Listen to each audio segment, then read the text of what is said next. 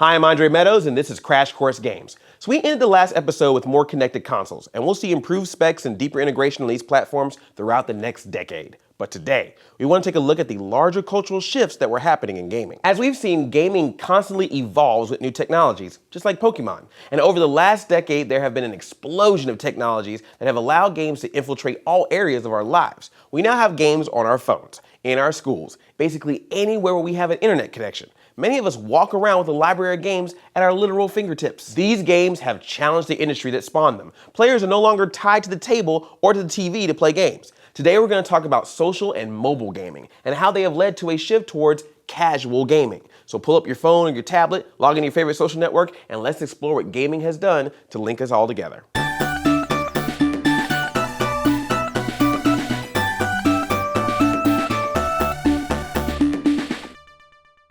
With 1.09 billion daily active users as of March 2016, Facebook and other social networks have become one of the premier places for people to connect with others. And just like real-life gathering places, these social networks eventually became a shared space for play. Now, many games can be called social, but the social games we're going to be talking about today have a few distinct, though rapidly changing standards. Currently, social games are games that primarily take place over an online social network, usually accessed via a computer or other device, like the kind of games you find on Facebook. Social games almost always involve user social contacts as part of gameplay. They require socialization activities like trading, and they often don't demand synchronous gameplay. That is, players don't necessarily have to be playing the game at the same time to participate. Typically, these games also don't have a true ending or victory, but instead encourage perpetual play. But any game that relies on a network of users to operate can be a social game. So games that have their own smaller, contained networks within apps can be considered social games too, like those on your mobile phones. Now, social games can be mobile games, but not all mobile games are social games. Technically, mobile games are found on phones, tablets, and other mobile devices like smartwatches.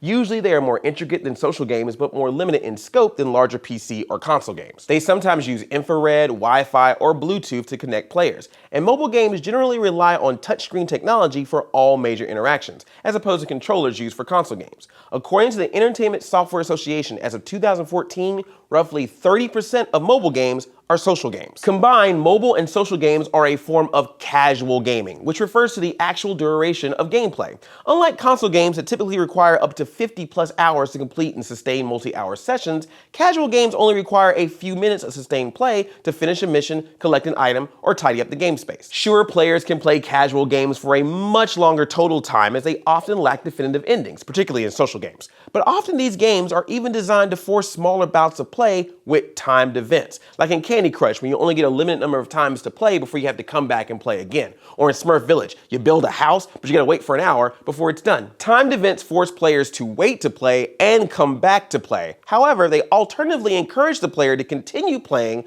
by paying a fee or promoting the game to a friend. We'll get into that in a little bit. But not all casual games are mobile games. With the introduction of many shorter indie game titles and party games found on consoles like the Nintendo Wii, the casual gaming market was showing up more and more in home consoles. And the definition of casual gaming starts to get a little blurry. But the point is, casual games have become an integral part of gaming culture. Since 2010, social gaming alone has seen a 71% increase, with an estimated 510 million people playing online.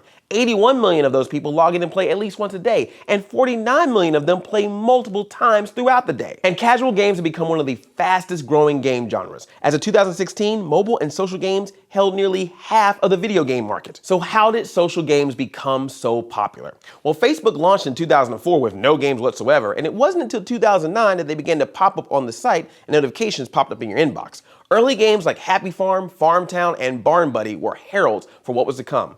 And I think you may know what game we're going to talk about next. Let's go to the thought bubble. The company Zynga created a social gaming phenomenon with Farmville. This simple game of raising animals and harvesting crops with the help of your friends rapidly grew to well over 10 million players within 6 weeks of its debut. And within a year, that number had risen to 80 million players. Farmville capitalized on its social component by encouraging users to contact their Facebook friends to help its farmhands to complete tasks more quickly. And it also rewarded players with in-game currency for helping out other players. Although this message spamming was exasperating to many non-players, Zynga claims Farmville has led to 752,000 players' first dates and 280,000 marriage proposals. time to change your relationship status. Farmville's success helped launch the popularity of social games, and companies were quick to mimic it, with games like Mafia Wars, Cityville, and Island Paradise. These games helped popularize the free-to-play model that was introduced in the MMOs in the late 90s. Free-to-play games don't cost anything to get the software and play. They relied on ads for revenue and often used in-game currency that could be purchased through, yes right, microtransactions. Players tend to spend more money over time with microtransactions than with subscription fees, though the majority of players never spend anything at all.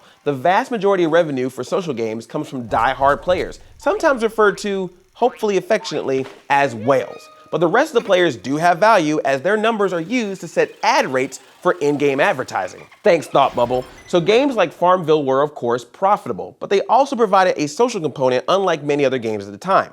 Social games encourage shared interaction to complete challenges, chat windows for communication, and of course, real opponents or teammates for less predictable and more engaging gameplay. Social games are also composed of a player's community of friends and tend to have much simpler gaming mechanics which encourage much broader participation. That's why your grandma keeps sending you those Farmville requests. While social games are getting popular on Facebook, mobile games are getting popular on our iPhones and Androids. Nearly 85% of the mobile app market revenue in 2015 was from games. That's about $35 billion.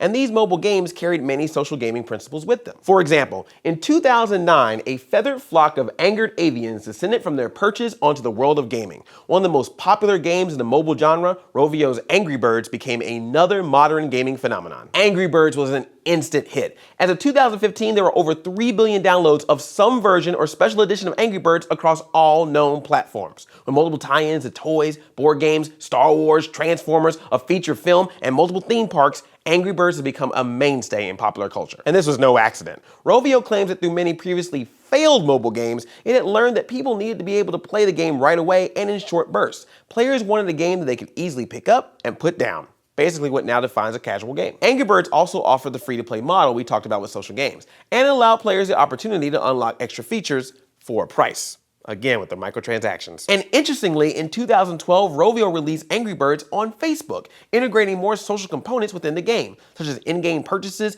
and the ability for players to compete in tournaments among friends, further muddying the line between social and mobile gaming. So games like Farmville, Candy Crush, and Panda Pop, I haven't even heard of Panda Pop, have become integral parts of many players' daily lives. But why are these games so popular? Of course, there is the social component of playing games with friends. Also, the simple mechanics have encouraged much broader adoption. And mobile games do tap into some psychological principles found in addictions. The short games allow for succinct positive feedback for the player. An easy win makes us feel great and urges us to repeat the action. A loss, and particularly a game that looks like an easy win, makes us feel angry and urges us to repeat the action. This was evident in games like Flappy Bird. If you remember, in February 2014, the creator of Flappy Bird removed his app from the Apple and Android stores because he thought the game was too addictive. And then people made clones of it.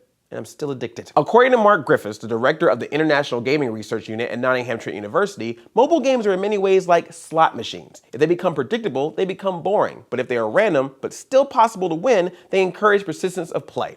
And there's a lot more we could say about the psychology of why we play games, but we'll get into that in a future episode. So as you can see, gaming continues to follow us through our latest technologies. And with the introduction of casual gaming through mobile and social games, more and more people are playing games. And gaming itself as a genre is getting harder to define. It's no longer limited to just arcades, consoles, and computers. Gaming is now everywhere we go, making it part of our regular social interaction and prevalent in our daily lives. But as you PC gamers know, casual gaming isn't the only place where communities were forming around games. Next week, we're going to talk about MMORPGs and the communities that have formed around these players.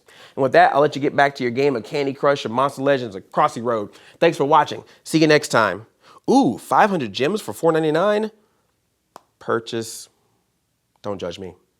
Crash Course Games is filmed in the Chad and Stacy Emmicold studio in Indianapolis, Indiana, and it's made with the help of all these nice people. If you'd like to keep Crash Course free for everyone forever, you can support the series at Patreon, a crowdfunding platform that allows you to support the content you love. Speaking of Patreon, we'd like to thank all our patrons in general, and we'd like to specifically thank our High Chancellor of Knowledge, Morgan Lietzop, and our Vice Principal, Michael Hunt. Thank you for your support.